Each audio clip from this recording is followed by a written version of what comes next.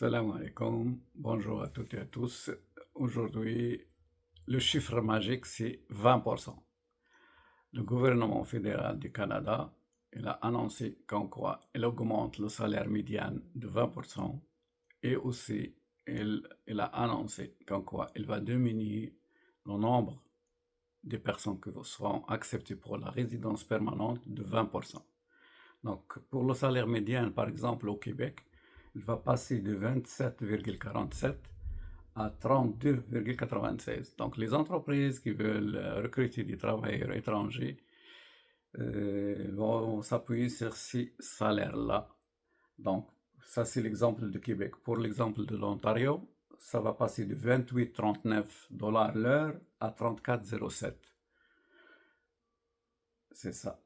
Donc, pourquoi? C'est pour dire qu'en quoi, pour protéger les travailleurs étrangers, parce qu'ils ont constaté qu'en quoi il y a beaucoup de gens et des entreprises qui profitent et qui ne payent pas juste valeur les travailleurs étrangers. Donc, moi, mon conseil, toujours je le dis aux travailleurs étrangers, si tu as un métier qui est en demande, tu as le test de français, tu as les équivalences de tes diplômes, pourquoi tu risques de venir comme travailleur étranger, tu laisses ta famille, surtout les gens qui sont mariés avec des enfants, et tu trouves de la difficulté ou bien ils ne te donnent pas le bon salaire, donc c'est mieux de faire l'immigration permanente. Moi, c'est mon conseil. Les gens qui ont un métier qui est en demande, s'il vous plaît, faites-le. Il y a beaucoup de programmes. Il y a des programmes qui demandent seulement 2 mois où vous êtes sélectionné, vous avez votre résidence permanente.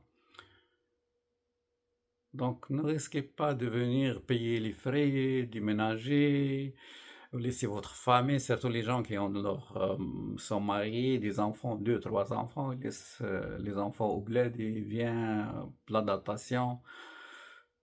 En plus, j'ai dit comme quoi il y a beaucoup. Moi, j'ai vu cette semaine minimum 3 personnes qui ont été congédiées après 4 mois, 6 mois. Donc, c'est ça. Moi, c'est mon conseil. Moi, les gens, quand ils m'appellent, je dis, écoutez, si tu as un bon dossier, tu as un bon métier, tu as des diplômes, tu as de l'expérience dans ton pays, fais l'immigration directe. Ne viens pas avec un contrat de travail. Ça, c'est le premier point. Là, la deuxième annonce, c'était qu'en quoi ils veulent diminuer le nombre des personnes qui vont être acceptées comme résidents permanents. Normalement, c'était prévu 500 000 personnes, donc ils vont diminuer ça de 20%, ils vont accepter à partir de 2025 365 000. Mais quand même, ça reste quand même un bon chiffre parce que à travers l'histoire, parce qu'il y a beaucoup de blabla et ça, l'immigration c'était toujours comme ça au Canada. À travers l'histoire du Canada, toujours il y a des changements.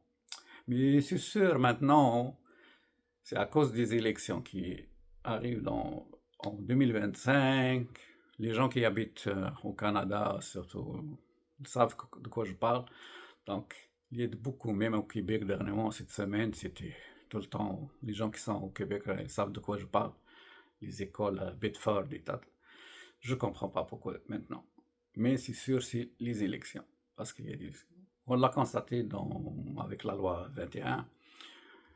Donc, il y aura beaucoup de hauts et bas, mais après, ça va revenir à la normale. Parce que toujours, les employeurs, les grandes entreprises vont faire de la pression sur le gouvernement parce qu'ils ont besoin de la main-d'œuvre. Au Canada, toujours, il va avoir besoin des immigrés, il va avoir besoin des travailleurs et des gens pour travailler.